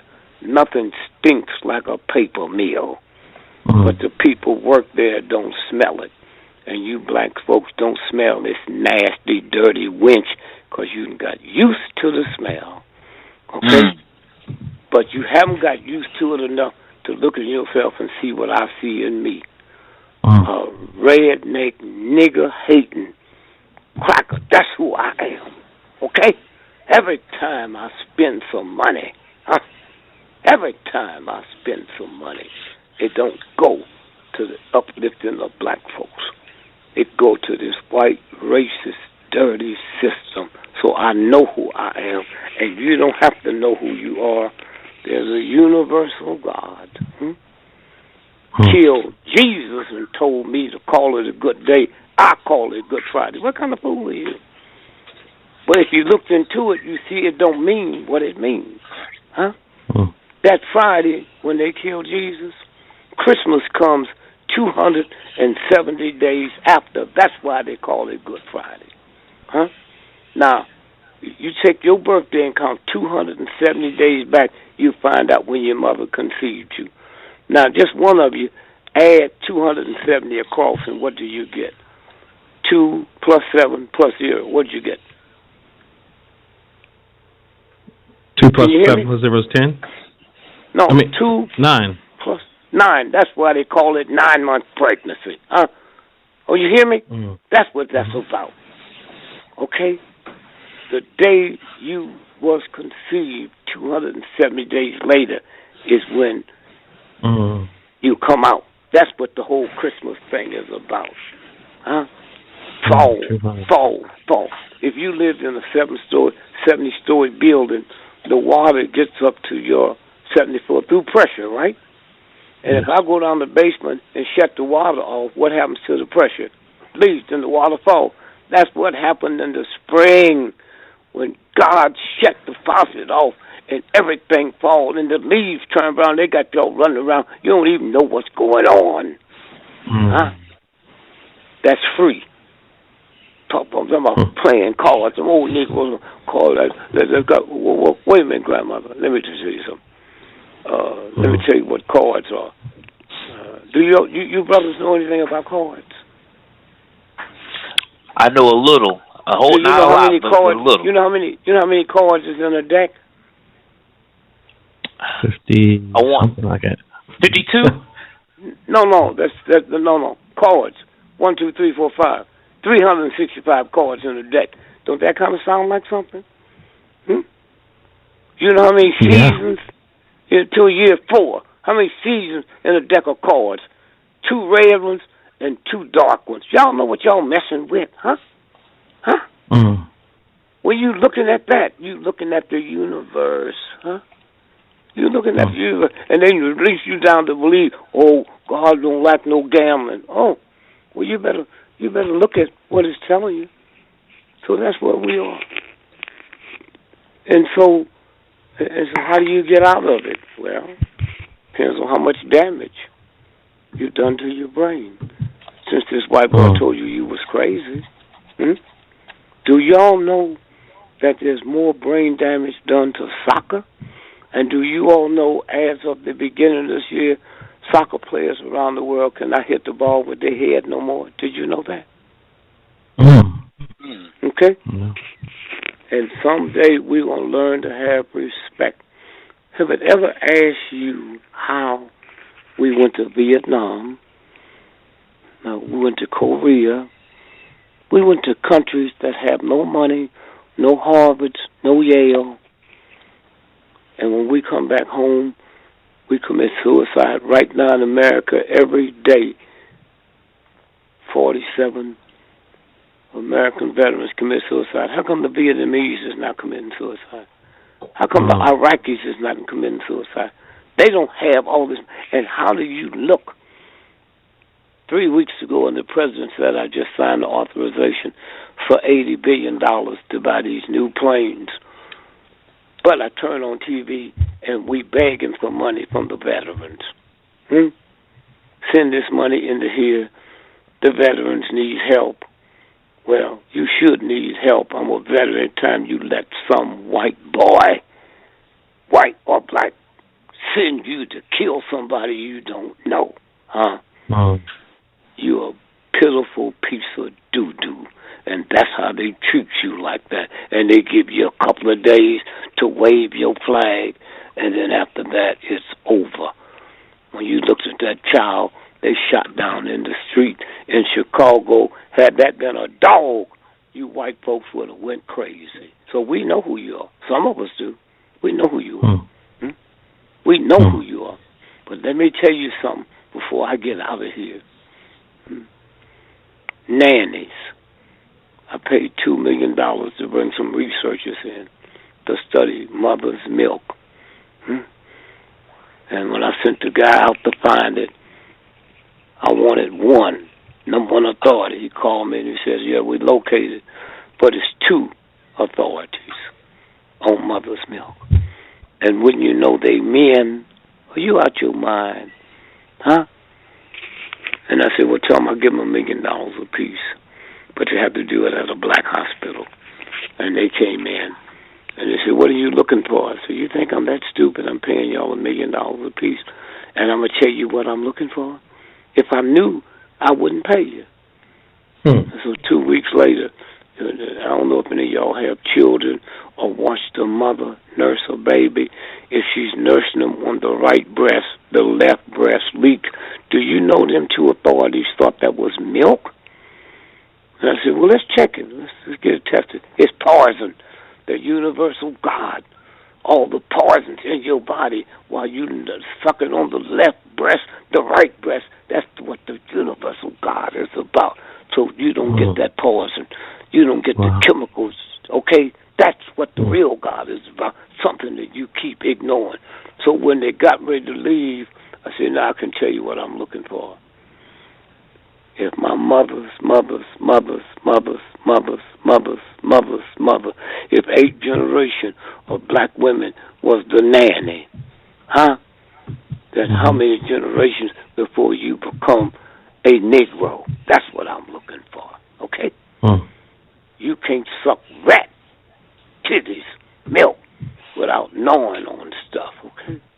So so I heard from him 20 years later. He said, just want to call you when we got to our country and told him what we was doing. They gave us $50 million to continue our research. And I'm calling you now because it's already happened. I said, I know that. When you look at the Rolling Stones, ain't nothing but niggas. Are you serious? Oh, except niggas ain't ugly. You see how ugly Mike Jacker is? And with his white boy, if you see something, if you see it, something, tell it. So I said, hey, look at that ugly white woman. What do you mean? Well, you said if I see it, tell it. And so somewhere. And let me leave y'all with this. At any time you want me, it don't have to be when I'm doing a show. Just call my house. And Larry could give you my wife. Nobody can get me without going through her. Okay. And let me tell you something. When we moved to Plymouth, Mass., to one of the richest areas in the world, I told my wife, I said, I want you to hear this and hear good. I will never go to school. I will never help the children with their homework. I'll never read a book to them. I will never look at their report card. I will never go to a game. And she didn't say nothing. And 2 years later, she grabbed me from behind and said, how'd you know? How'd I know what? That if they realize they can't see you, they're going to have to start recognizing me, not as Dick Gregory's wife, but as the mother of these children. Did you hear me? Did you hear me? Did you hear me? This is who she is. Don't respect her because me. This is who she is. And then when you look at Bill Cosby, he's going through the same thing that they sent Tiger Woods through. You remember that drug scandal? When they busted him? Well, let me tell you, somebody called me the night his wife's supposed to be, and she said, if you was down here looking at that, if I didn't tell you it was Tiger Woods, you wouldn't know it. This is a mob whooping. Okay, well, let's figure it out. He had to win 4 more games to tie Jack Nicklaus. You aware of that? Are you aware of it? 5 games, No. 5 games to be the number one in the history. So when they called him in and said, "Look here, boy, I'm gonna tell you something. That white woman you had to Sweden, yeah, she was 17. That means you violated the Mann Act. That means we can give you 20 years in jail, or we can make a deal with you. You're going to have to get out for a minute and let this cool off." Well, them white folk went crazy because the Nationals almost went bankrupt. The big golf, you know why? Because 50% of everybody bought a ticket to see him lose. So if he's there, he's that's come to see the great white hope beat him. So if he's not there, I don't need to buy a ticket, huh? And then they told him, they said, "Now, after a little while, we want you to go out on that golf field with the whole world's watching. And when you swing, we want you to go down and hit the ground. And then we'll take you to the hospital. And then after so long, you will retire." He's fixing to do that now. Last year, this time, he was rated number 1. Today, he's rated 280. So when he announces his retirement, it's called white supremacy. Okay? That's yes, what sir. it's called. Yes, sir. Baba, Dick Gregory, we want to thank you, and we do welcome the invitation, and we will be getting with Brother Jabari. And thank you for your time today and your wisdom. And we hope that this isn't the last time, as you shared. And we will be there. We're assisting Brother Jabari with this event this week, so we will be there. And looking forward to it. I'll give you all the information. Okay. Well, again, Baba, we thank you for your time. And Brother Sankofa, any closing words? We got 90 seconds. Sure thing. Well, Afrocentricity speaks about awareness, the 5th level, and that being a person who becomes totally changed to a conscious level of involvement in the struggle for his or her own mind liberation. So with that passage, I think about Baba Dick Gregory and all the wisdom he's provided us with. So it's been a pleasure. It's been an honor. Back to you, Minister Assar. Thanks, Brother Dick Gregory. All right, family. I'm going to say peace and power. Peace and power, family, and have a great night. Peace and blessings. Thank you much. Thank you. Peace and power.